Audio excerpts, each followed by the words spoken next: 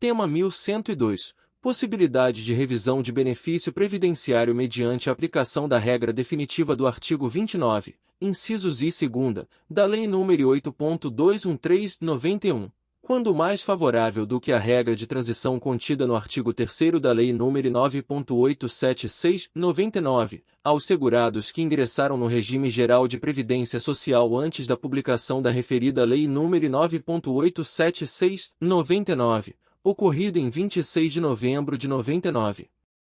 Há repercussão? Sim. Relator, A. Min Marco Aurélio. Leading Case.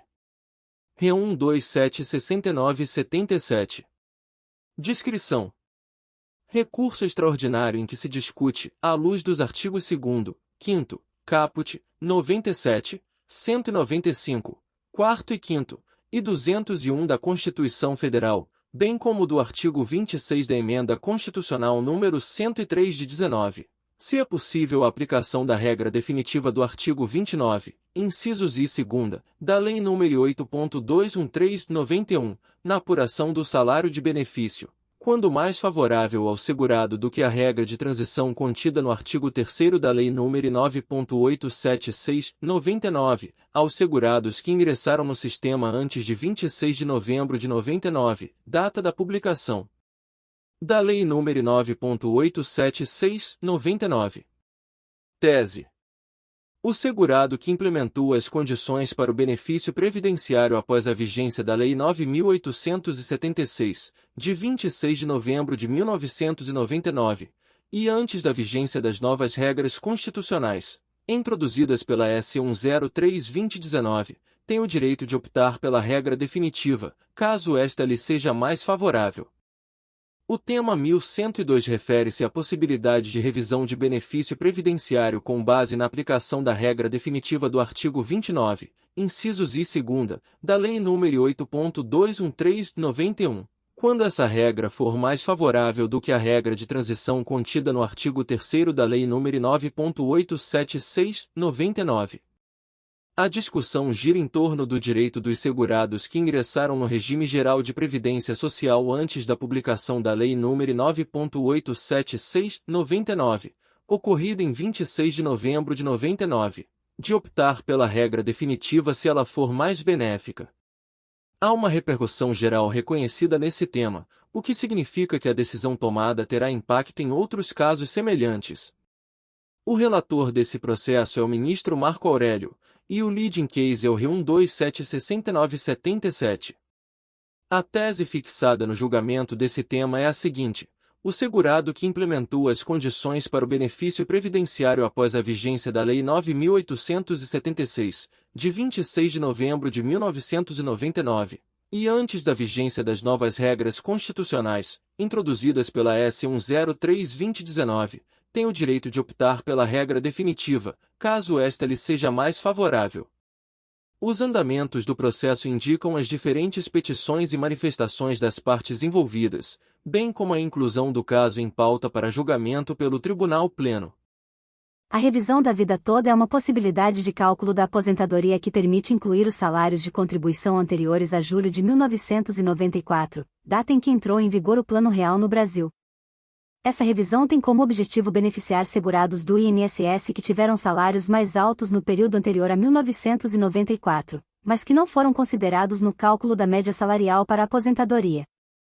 A diferença fundamental entre a revisão da vida toda e o cálculo padrão realizado pelo INSS é que, na revisão da vida toda, são considerados todos os salários de contribuição ao longo da vida laboral do segurado, incluindo aqueles anteriores a 1994. Já no cálculo padrão, apenas os salários de contribuição a partir de julho de 1994 são considerados. A principal vantagem da revisão da vida toda é que ela pode resultar em uma média salarial mais alta, o que leva a um benefício de aposentadoria maior. Isso é especialmente benéfico para aqueles segurados que tiveram salários mais altos no período anterior a 1994 e cuja exclusão desses salários no cálculo da média salarial poderia diminuir substancialmente o valor do benefício.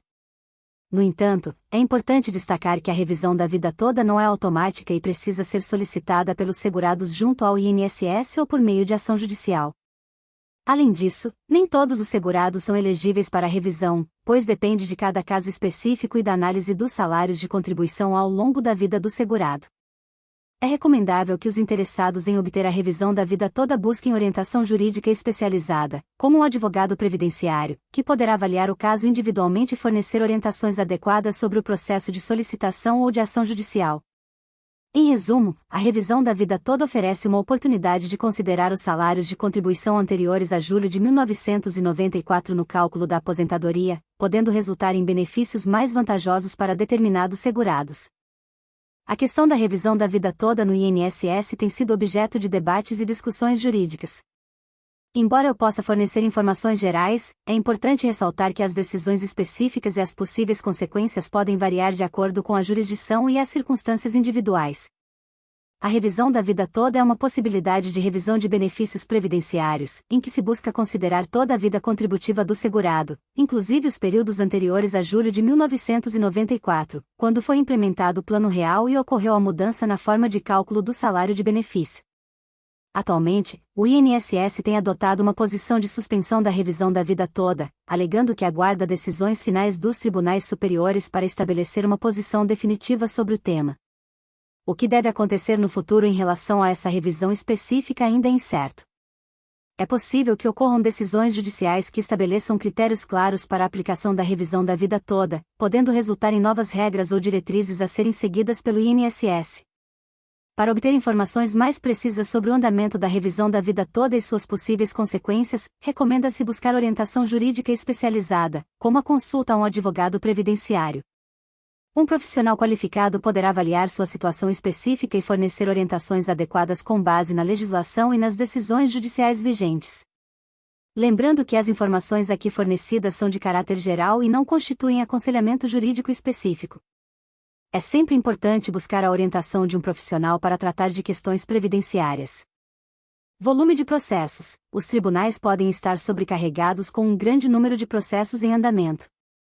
A demanda excedente e a falta de recursos suficientes podem resultar em atrasos na tramitação dos processos. Complexidade do caso. Processos que envolvem questões legais complexas, fatos controversos ou disputas entre as partes podem exigir um tempo considerável para análise, pesquisa e tomada de decisões. Recursos e procedimentos. O sistema judicial oferece diferentes níveis de recursos, como apelações e recursos extraordinários, que permitem que as partes contestem as decisões judiciais. Esses recursos adicionais podem levar tempo, uma vez que requerem análise e julgamento de instâncias superiores. Diligências e provas, a coleta de evidências, a realização de perícias, as oitivas de testemunhas e outras diligências podem levar tempo, especialmente quando as partes envolvidas precisam apresentar suas posições e contestações. Negociações e acordos. Em alguns casos, as partes podem buscar acordos extrajudiciais ou negociações antes de prosseguir com o processo judicial. Essas negociações podem prolongar o processo, já que envolvem discussões, propostas e contrapropostas. Recursos limitados. Os recursos disponíveis para o sistema judicial, como juízes, funcionários e infraestrutura, podem ser limitados, o que pode afetar a eficiência e a velocidade dos processos. É importante destacar que cada caso é único, e o tempo de duração de um processo pode variar significativamente de acordo com a complexidade, os recursos disponíveis, o número de partes envolvidas e outros fatores. Além disso, mudanças nas leis e regulamentos também podem afetar a velocidade dos processos. Se você está envolvido em um processo e está preocupado com a demora, é recomendável consultar um advogado especializado, que poderá fornecer informações mais precisas e orientações adequadas com base nas circunstâncias específicas do caso. A situação da revisão da vida toda no INSS continua em constante evolução e pode variar de acordo com o andamento de processos judiciais e decisões dos tribunais. Embora seja difícil prever exatamente o que acontecerá no futuro, existem algumas possibilidades a serem consideradas. Decisões judiciais. Novas decisões judiciais podem ser proferidas em diferentes instâncias, como tribunais regionais e superiores, estabelecendo precedentes e diretrizes sobre a revisão da vida toda. Essas decisões podem afetar a forma como o INSS avalia e processa os pedidos de revisão. Mudanças na legislação. É possível que haja mudanças na legislação previdenciária que estabeleçam regras mais claras e abrangentes sobre a revisão da vida toda. Essas mudanças podem ser implementadas por meio de leis ou decretos que visam regularizar a situação e fornecer orientações específicas. negociações e acordos. O INSS e as partes interessadas, como associações de beneficiários ou advogados previdenciários, podem buscar negociações e acordos para resolver a questão da revisão da vida toda de forma mais ampla. Esses acordos podem resultar em diretrizes específicas sobre como o INSS irá proceder em relação aos pedidos de revisão. Tramitação dos processos. Os processos judiciais relacionados à revisão da vida toda podem seguir seu curso normal, passando por diferentes instâncias e tribunais. O tempo necessário para uma decisão final pode variar, levando em consideração a complexidade do caso, a carga de trabalho do sistema judiciário e outros fatores. É importante ressaltar que as informações aqui fornecidas são baseadas no conhecimento atual e podem estar sujeitas a alterações. Para obter informações atualizadas e precisas sobre a revisão da vida toda e suas possíveis consequências, é altamente recomendável buscar aconselhamento jurídico especializado. O tempo para cumprimento de uma sentença em processos judiciais relacionados à revisão da vida toda pode variar dependendo de diversos fatores, tais como a complexidade do caso, a carga de trabalho do sistema judiciário, o cumprimento de prazos pelas partes envolvidas, entre outros. Após a prolação da sentença, as partes têm o direito de interpor recursos, o que pode prolongar o processo. Caso não haja recursos ou eles sejam negados, o próximo passo é a execução da sentença, ou seja, a efetivação do que foi determinado pelo tribunal. O prazo para o cumprimento da sentença pode variar e dependerá das especificidades de cada caso. O juiz responsável pela execução da sentença poderá estabelecer prazos específicos para que o INSS efetue as devidas alterações ou pagamentos determinados pela sentença. É importante destacar que o cumprimento da sentença também pode ser afetado por fatores externos, como a disponibilidade de recursos financeiros por parte do INSS. Em alguns casos, pode ser necessário o ajuizamento de novos processos para garantir o cumprimento da sentença. Cabe ressaltar que o tempo para o cumprimento da sentença pode variar consideravelmente e é influenciado por uma série de fatores, tornando difícil fornecer um prazo específico. Recomenda-se buscar informações atualizadas junto ao advogado responsável pelo caso, que terá conhecimento detalhado sobre a situação específica e poderá fornecer orientações adequadas.